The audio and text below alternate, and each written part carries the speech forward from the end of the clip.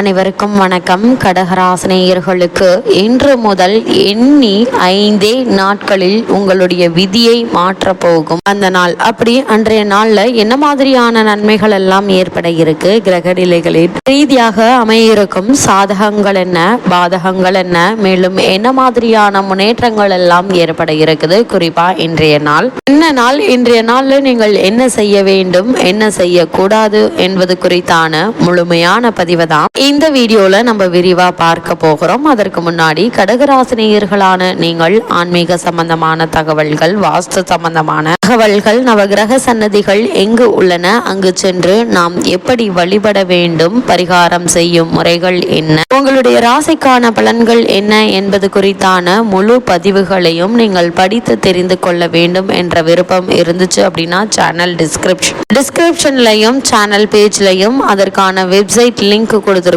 இந்த லிங்கை கிளிக் பண்ணி நீங்கள் படித்தும் தெரிந்து கொள்ளலாம். வாங்க இப்ப வீடியோக்குள்ள போலாம். கடகராசினியர்களை பொறுத்த வரைக்கும் இன்று முதல் 5 நாட்களில், அதாவது 2/10/2024 தேதியான இன்று மகாலய அமாவாசை மிக சிறப்பாக கொண்டாடப்பட இருக்கு. அதுவும் இன்றைய நாள்ல பிதுர்காரகன், அதாவது தந்தை வழியை குறிக்கக்கூடிய சூரிய பகவான் கிரகணம் ஏற்பட இருக்குதுங்க. இந்த கிரகணம் ஏற்படும் போதும் தந்தைக்கு, அதாவது தந்தை வழியை குறிப்பிடக்கூடியவர்களுக்கு தர்ப்பணம் கொடுப்பது எண்ணற்ற நன்மைகளை ஏற்படுத்தும். அந்த வகையில கடகராசினியர்களை பொறுத்த வரைக்கும் இந்த 2/10/2024 தேதியான இன்றைய தினம் மகாலய அமாவாசை, அதாவது பித்ருக்களுக்கு வழிபாடு செய்யக்கூடிய ஒரு நாளா அமைஞ்சிருக்குதுங்க. இந்த வழிபாடோடு சேர்த்து சூரிய கிரகணம் இணைவது பல நன்மைகளை ஏற்படுத்த இருக்கு. இந்த மகாலய பட்சம் அல்லது மகாலய அமாவாசை என்பது என்ன அப்படின்னு கேட்டீங்கன்னா, மகாலய பட்சத்தில் மகாலயம் என்பது ஒன்று கூடுவது, பட்சம் என்பது 15 நாட்கள், அதாவது ஆவணி மாதம் பௌர்ணமிக்கு மறுநாள் பிரதமை திதியில் துவங்கி புரட்டாசி மாதம் அமாவாசை வரை நீடிக்கக்கூடிய இந்த காலகட்டமே மகாலய பட்சம் எனவும், புரட்டாசி அமாவாசை மகாலய அமாவாசை எனவும் கூறப்படுது. அன்றைய நாள்ல மறைந்த நம் முன்னோர்கள் பித்ருலோகத்திலிருந்து இணைந்து இந்த 15 நாட்கள் நம்மோடு தங்கும் காலமே மகாலய பட்சமாகும். பித்ரு வழிபாடு இல்லற வாழ்க்கைக்கு பித்ருக்களின் ஆசையும் ஆசீர்வாதங்களும் கிடைக்க பெற்று சிறப்பளிக்கின்றன என்பதனால் நம் முன்னோரால் பின்பற்றப்பட்டு வந்துள்ளமை நமக்கு குறிப்பிடத்தக்கதுங்க. பித்ருக்களை நாம் அவமதித்தால் அல்லது அவர்களை உதாசீனம் செய்தால் அவர்கள் நம்மை சபித்து விடுவார்கள் என்பதும், அதனால் நாம் குடும்ப வாழ்க்கையில் பல துன்பங்களை அனுபவிக்க நேரிடும் என்பதும் இந்துக்களுடைய ஐதீகமாக கூறப்படுதுங்க. முன்னோர்களுடைய சாபம் நமக்கு உள்ளதா என்பதை தெரிந்து கொள்ள நம் குடும்பத்தில் ஏற்பட்டு வரும் தொடர் சங்கடங்கள், சுபகாரிய தடங்கல்கள், தொழிலில் ஏற்படும் நஷ்டம் ஆகியவற்றை வைத்து நாம் தெரிந்து கொள்ளலாம்.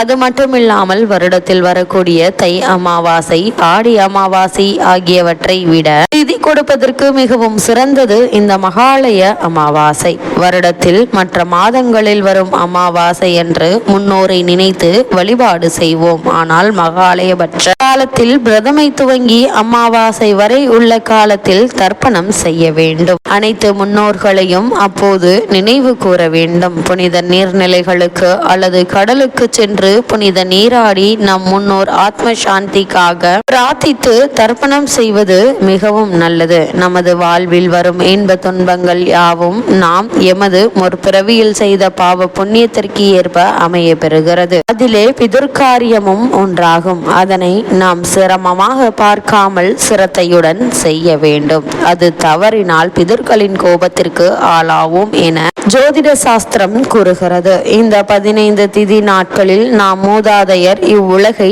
நீத்த நாளில் அவர்களுக்காக தர்ப்பணம் என்ற நீத்தார் கடனை நிறைவேற்றி மானசீகமாக அவர்களை தம் இல்லத்திற்கு வரவழைத்து சாதமிட்டு அவர்களை உயிரோடு இருக்கும்போது அவரை பராமரித்த பாவனையில் நடந்து கொள்வது இந்த சம்பிரதாயத்தின் நோக்கமாக உள்ளது. ஒவ்வொரு அமாவாசை தினத்தன்றும் உச்சரிக்கப்படும் மந்திரம் அவர்களுடைய ஆன்மா எல்லாம் புண்ணியம் அடைய இந்த அமாவாசை நாளில் இந்த தர்ப்பையோடு கலந்த நீரை அவர்களுக்காக அர்ப்பணிக்கிறேன் என்று பொருள். அது மட்டுமில்லாமல் இந்த மகாலய அமாவாசை மற்றும் சூரிய கிரகணமும் இணைந்து வரக்கூடிய இக்காலகட்டங்கள்ல கடகராசினியர்களான உங்களுக்கு கிரகங்களுடைய சஞ்சார நிலைகள் என்ன என்று பார்க்கும்போது ரிஷபத்தில் குரு பகவானும், மிதுனத்தில் செவ்வாயும், கன்னியில் புதன், சூரியன், கேது, சந்திரன் ஆகிய கிரகங்கள் இணைந்து சஞ்சரிக்கிறாங்க. துலாம் ராசியில் சுக்கிரனும், கும்பத்தில் சனி வக்ரகதியிலும், மீனத்தில் ராகுவும் சஞ்சரிக்கிறாங்க. இந்த கிரகங்களுடைய சஞ்சார நிலைகளின் காரணமாக உங்களுடைய வாழ்வில் மேலும் என்ன மாதிரியான நன்மைகள் எல்லாம் ஏற்பட இருக்கு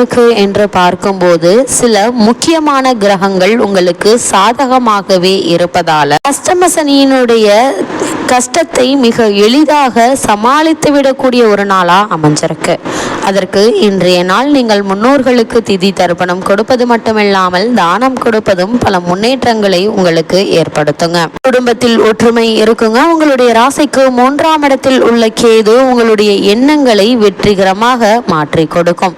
உங்களுடைய ராசிக்கு 11ஆம் இடத்தில் குருவும் 4ஆம் இடத்தில் சுக்கிரனும் பலத்தோடு இருப்பதால் செய்யும் முயற்சிகள்ல பலன் கிடைக்கும். அதே போல் ஆண்கள் பெண்கள் திருமண வயதில் இருந்தால் அவர்களுக்கான வரன் தேடிக்கொண்டு இருப்பவர்களுக்கு சிறு முயற்சியிலேயே நல்ல ஒரு வரன் அமைவதற்கான சாத்தியக்கூறுகள் அதிகம் இருக்கு என்பதையும் கிரகநிலைகள் உறுதியளிக்குது.